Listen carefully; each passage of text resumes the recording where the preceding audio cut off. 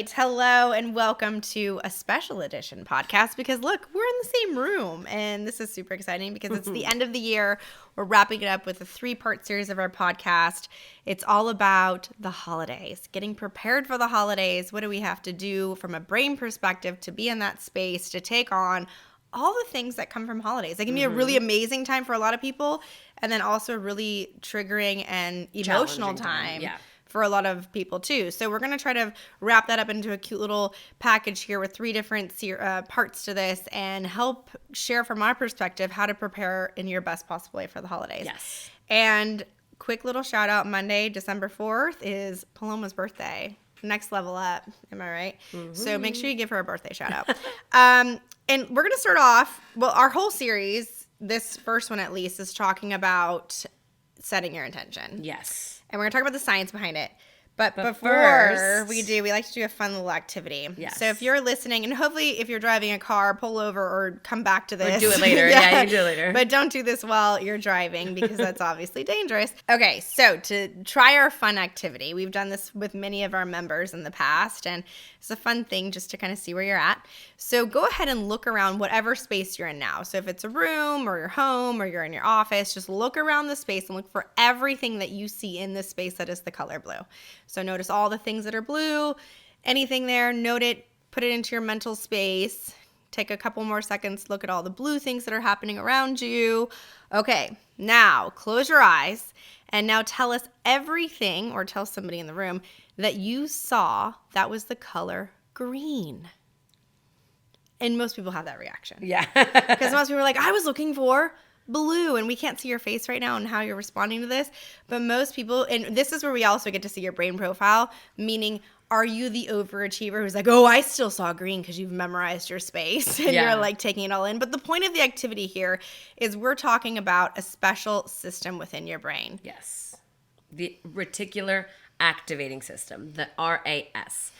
The RAS is a really cool part of the brain because it basically connects the subconscious with the conscious brain. So it's kind of like a bundle of nerves that goes from the hind brain all the way to the forebrain. And so it's connecting your subconscious with your conscious. And if you didn't know this already, the 95% of what we do in our day-to-day lives is subconscious. Let that sink in. That's a huge percentage. And by communicating an intention to your brain, to yourself, you're kind of helping the RAS understand what to focus on and what not. Because what the RAS does is it tells your brain what to focus on. And it's always picking up those signals depending on what you're doing, what you're thinking, what you're telling it, whether it's consciously or not, right? And so right now, for example, in the activity, you told your brain to focus on all the blue things. And so when you tell it to tell you what was green, your brain's like, whoa, what? Because it was so hyper-focused on what you told it to focus on. Exactly. And that is very true in the way that we operate in general. And so what we love about it is that it also works in a bigger way, right? In terms of setting your intention, like you were saying earlier. Every time. So in the morning, when you wake up, if you tell yourself, I intend to A, B, C, D, or you can be specific things you want to do, right? I intend to do this, accomplish that, call this person, get done with this errand, great. Or you can just say, I intend to have a day that's focused on the positive. I intend to have an energetic, aligned day. Whatever you want to do, that is already setting your brain up to focus on the moments that are bringing you to that feeling or to accomplish what you're trying to do, right? 100%. Yeah. I love this because with my kids, I do this on the daily, if not like every transition we hit. Yes. It's, we're going into the grocery store. Okay, let's set our intention. How are we going to handle when we want something, but then I say no? And so I'm already priming their brains to say, okay, I can hear no and be cool with it and still roll, right? Because we all know that no is such a triggering word for so many people. And then it can turn on those lower survival centers to make them fall into fight, flight, freeze. Exactly. And that's when we see meltdowns at Target and all the other stores. All the things, yeah. So it's really an important practice. It's something, just like we say all parts of ITC is a practice. You have to keep practicing flexing that muscle because neurons that fire together wire together. So the more you practice it, the more it becomes an everyday thing where you're like, okay, before, and this is great for me because my kids are little, they are still in their car seats. And so when we get to a parking lot, or I even can time it, like we're 5 minutes away. We start the conversation. Yeah. How are things going to go? And then this Right. also applies to when I'm with just like my fiance, or even you and I, when we Yeah. walked into the school today, we're like, Right, all right, right, just- let's yeah, just yeah, we just mentally did that. take a moment to like set your intention for how this is going to go. Exactly. And I can tell you every time I set my intention, it is smooth. Absolutely. Or closer to smooth. Closer to, because you never know, right? You can't predict what's going to Right. happen. But a lot of the time, your reactions when things aren't according to your plan are going to be a lot more positive and a lot more Exactly. cortex when you set your intention for it. And when I don't, I feel like I'm on my heels. Yep. And totally. I feel like every time I walk out of a situation, I'm like, oh, I I wish. forgot to set my intention for how I want it to go. And there can be a simple thing. I oftentimes do something as simple as, like, if I don't know what the situation is going to call for, I just do something as simple like my highest self is going to connect with the highest self of everybody else in the room. And that just means like our best selves are going to meet. Our most authentic versions are going to meet. We're going to have a great conversation, a great time. Yes. We're going to go somewhere that's great, meaning in the conversation or whatever our experience is. But oftentimes if I'm not in that space and I'm kind of like, it's almost like I didn't get my RAS system primed into like even having a focus. Right, so it doesn't really know what to focus on. Yeah. So it's going off of what it perceives. Exactly. Right? And then emotions get triggered. And that's what I was thinking right now as you were Yeah. saying that, like you were saying neuroplasticity. Neuroplasticity can work in really positive ways when you're connecting your neurons, you're creating new positive beliefs, right? But it can also work in negative ways where you're creating not so positive beliefs, right? Or creating not so positive patterns or habits. Yeah. And so a lot of the time what I think happens with, the holidays, like you said, can be very charged for a lot of people. Yeah. I think there's a lot of people coming together and you're there and it's family and there's always emotional components and there's history and there's all this stuff. Yeah. And I think that a lot of the time, because you've had, let's say, 33 Christmases, right? And if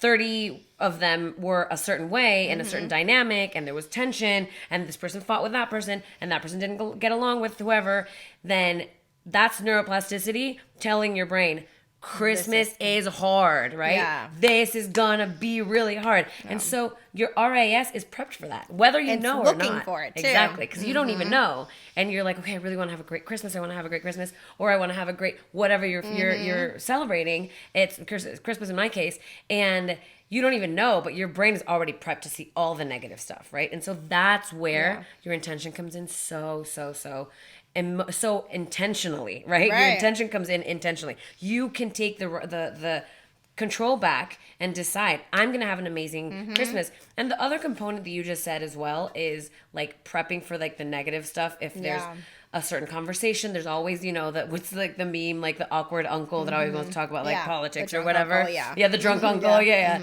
There's always something, a certain character in your family. And you can think about how am I going to respond if something happens, right? And that's actually Andrew Huberman just talked about that in one of his podcasts recently about cutie, about how actually it has a lot of benefit for your brain to think about the negative scenario, right? Because we think, oh no, talk about stay positive, only think about the positive stuff. Positive stuff is great. We love it. Yeah. But just giving your brain that cognitive flexibility to go from, okay, this is how I want things to go, but if it's not going my way, these are a few things that I could possibly do if things are kind of going in that other direction, right? 100%. And it's great for kids, but it's also great for adults. Like, oh my gosh. It's an amazing tool for prepping for anything. Well, when the adult, have that sense of I have a plan, my kids feel she's got a plan. Yes. We're good. It's like if you got on an airplane and the pilot's like, ooh, I'm not really not sure what sure about I'm this doing one, here. You're like, should we get off? Right? That's what kids are doing. That's what their meltdown is. They're like, where's the boundary, right? Exactly. And if you just stay cool, calm, and collected, and you're like, I got this, everyone else is like, cool, she's got it, or he's got it. And this is something, too, that you touched on it a minute ago where you were talking about if you plan and prepare for that negative, or if you're thinking the negative is going to happen, that also hits that subconscious, that self-fulfilling prophecy of I always sabotage this. And so we oftentimes we are already going into it and going, oh, this is just going to be horrible, right? Right, yeah. And then it's like, we don't notice it all the time. I knew that was going to happen. Exactly. And then, so our whole thing here is, number one, get out of survival mode. Because when you're out of survival mode, you now have control in your emotion. Absolutely. And then that means you're not going to get enrolled in any negative emotional whatever that's happening. Yeah, right? You're not going to hand over the reins to your primitive reactive brain, exactly. right? Because you're going to be able to say, oh, here comes Aunt blah, blah, blah. She's going to try to enroll me in this conversation. I already know in my head, this is what I'm going to say. This is my prep. I don't have time for this, or I got to go do this. And it's coming from a space of, I'm not shaming you. I just don't want to engage, right? And so if you have some sort of little pocket statements you're going to have and ready and primed. Yes. And you kind of prepare for which conversations you're like, okay, I know this is going to happen. Here's how I want to handle it. That's how you use setting your intention. Absolutely. And that's how you prepare yourself for what's coming. And you can already, and instead of it turning into this giant big thing, and then you're talking to everybody about how horrible Aunt blah, blah, blah is. Yeah. You just know inside of you, okay, wait, I've healed this. I know where she's coming from because now I understand the brain. Exactly. Because I've now gone through your basics of brain organization course. Exactly. And I get the pons, the midbrain, and the reflexes, and what their jobs are meant to do. And so if we're in that space now of going, oh, wait, I don't have to go there with her, then I have options. And so that's really the key. Get out of survival mode. Now you have options. Because when you're in survival, all you see is the negative. Yep. All you see is what's wrong. And all you see is your fight or flight response. Exactly. It's not fight or flight reaction, right? And then you fight for it. You're going to go straight into that. Exactly. And it's really cool to see the difference, like you were saying, between setting your intention and not. And I thought about this weekend because I was talking to my friends about I think we were talking about airport. I don't know why we were talking about airports. And I was like, oh, I love the airport. Because you travel all the time. Because I travel a lot and I love getting there. I'm like, but since I was little, I've always liked the airport. And most people hate the airport. And that's what they were saying. They're like, what's wrong with you? Why do you like the airport? I'm like, I get there 4 hours early, baby girl. I'm there. I got my Starbucks on. I get my reading on. I get my worky the work on, I'm Googling the types of restaurants that are in the airport in this terminal. So I know the best ones with the Wi-Fi, whatever it is, because I see it as a great, I don't know, it's an extra time. And I hate rushing for the plane because that used to be before brain work. I don't know how many times I've lost. Of flights. Yeah, I've missed so many flights because of just being disorganized. Yeah. And I was always rushing. Is that person being like, I have a flight in 10 minutes, let me through security, that kind of stuff. And so now I just dove deep into the calmness of it. But my friend, then I was always saying, they're like, oh yeah, last time I was at the airport, this happened. And and this happened, and this happened. And I was like, does everybody see the difference here? Because I'm walking in this is my me time, baby. Yeah. I love this place. And most of my your experiences are much more positive. And when there's something negative, it doesn't rattle me. It doesn't ruin my trip.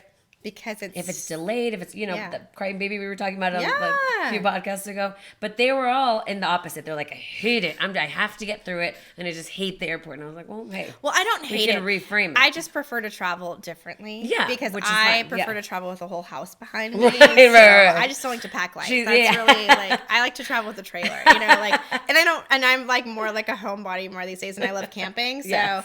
And I have small kids, so traveling in an airport is just more than just by myself. I could totally understand that. Exactly. But that's also life, right? Exactly. We are going through life, and you get to decide how you bring in information to you. And that's how you can use the RAS system to work for you. Absolutely. And then once you learn about this feature, that is going to be developed and primed better to do a better job filtering when you get your brain into the cortex, out of survival mode, right? Then you're going to be able to really use that to help you. Yeah.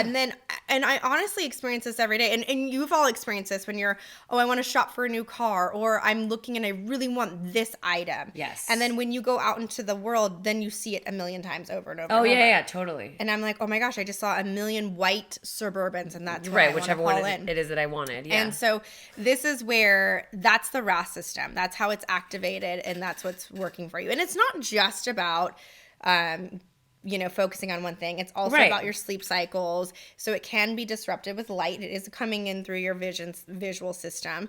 So this is where there's so much of it that's happening on such an unconscious and subconscious level. And that's what we talk about all the time. You Yeah, can't it's- override it. You exactly. can't. And so this is when we say you're working harder because you are. So if you're noticing that it's hard for you to see the positive, that's a sign you're in survival. Yeah. Because your brain is like, I'm sorry, I can't focus on the good. I have to see what's I need to coming at me survive. and Yeah. keep me alive. Exactly. So then you're like, gosh, I'm just so tired every day. How do people do it? Yeah. How are they positive? How do they get through the day? And we all have our own challenges. We all have our own stressors. We all have different perceptions on the world. Absolutely. But some people are coming into the room disheveled and sweating and like a mess. And some people are just cruising in cool and calm, like you at the airport, right? Right, So why, right? What is the reason? And the coolest part, we just got back from a school. We're doing school program, which is so much fun. So fun. And we could walk into the room and we can look at the group of kids and we can see which kiddos didn't crawl. Absolutely. Immediately. And that doesn't mean we're going through the world like psychoanalyzing everybody. not at We can all. just tell by how your body is literally positioned. Which kids can sit crisscross, which kids can cross their midline. It's all in these little tiny movements that make that impact on being able to see the world from a different perspective. Yeah. And making life just easier. And a lot of the time what I think happens also is like when your intention and your motivation and even your conscious thoughts are towards something, right? You want to operate in a certain way, you want to do a certain thing or respond a certain way in a certain situation, and your primitive brain is not ready for it. That creates that cognitive dissonance where you're like, part of you wants to do this thing, but then your brain's getting in your way. And 90% of our members say that's what I feel, right? Like I just feel like my brain is getting in my own way, way, and I know I want to do these things, and I'm trying to do all of the other modalities out there, and it's just not working because I'm getting in my own way. How do I stop getting in my own way? And that's it, right? Use the power of intention, use the power of brain reorganization to truly be able to do the things that you want to do. And it's not like everything's perfect. It's not like I've done everything I want to do in my life. It's not like you have either. We're not like checked off the box. No, because that's just not the way it is. No. But it's just so much easier. Oh my gosh. goodness. Yes. Like I'm glad you just circled that all back to coming back to the intention and then also the cognitive dissonance. And it's really crazy because people who have such a locked in perspective and closed-minded is what a lot of people call that. You can't have a conversation about something new. Right. Because their brain is just not able to. So it doesn't mean that they're trying to be rude. And that's what we always want to help people understand is the compassion. And we're going to talk about that in the next episode. Yes, we are. Yeah. And I always look at that as like, okay, they're not ready. Yeah. And everyone has their own time frame. We struggle with this often because we literally say if everyone could just creep and crawl, the world would be a different place. That's true. But guess what? We're not there yet, and that's okay. Yes. But that's why we do this podcast. That's why we post on social media. That's why we keep screaming it from the rooftops. But the brain can change, but it's when you're ready. You can't force somebody to do it. Okay. But I actually want to touch back on what we just said about the way that you say it. So language is really important. I'm glad you said that because the language that you use for yourself and for your brain is really important. For example, if you say, I'm going to try to eat healthy today. Try means that there's the opportunity to not do it, right? To I don't want to say fail, but to not accomplish it. Well, to give yourself an out. It's an excuse. To give yourself an excuse. Exactly. You can say, I'm trying to think of another example, but instead of that, you can say, I intend to eat healthy. And you're setting that intention, right? Yes. Because that's truly kind of like a deeper, don't you even feel it? Like I intend to do something rather than I'm going to try to do it. Like, but I try. One of them seems. Can't you get like a visual? When I say I try, I feel like I'm sitting on a couch, like I'm I'll trying, like I'm literally trying, or like, or I see my daughter like trying to clean up, and she's like, I can't do it. Yeah, but I'm trying. Or when you say like I intend, I just imagine like this march in, like commanding demeanor. Yeah, I literally feel it like lower in my body. I'm like, it's a vibe. I intend to do it.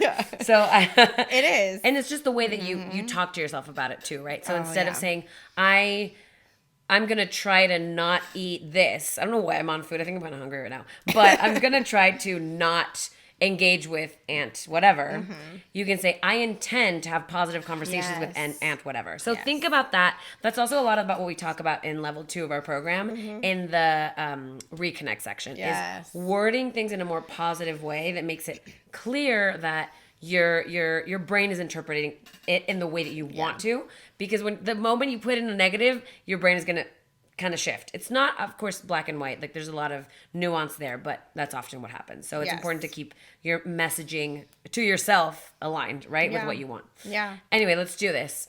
Instagram in the Cortex_US. Instagram in the Cortex_ESP if you want Spanish. Oh, I'm so excuse sorry. me. Wait, we didn't even announce that we're in Spanish now. Why not? We might as well say it. Our Okay, we're in program's Spanish been now. out. Join us. Hola. Facebook in the Cortex US. TikTok in_the_Cortex. Website inthecortex.com. Email hello@inthecortex.com. And remember, you can use promo code BRAINIAC. Not like that, Brainiac for $10 off your first payment. And remember, we're gonna increase our prices next year, so sign up now. Lock it in now. Lock it in for $37 a month for 12 months. Next year it's gonna be a bit higher. Yeah. So and there probably won't be promo codes, so lock them in now because things are changing. You know what I'm saying? That's true. Thank you for being here. Thank you. Peace. Happy holidays. Happy holidays.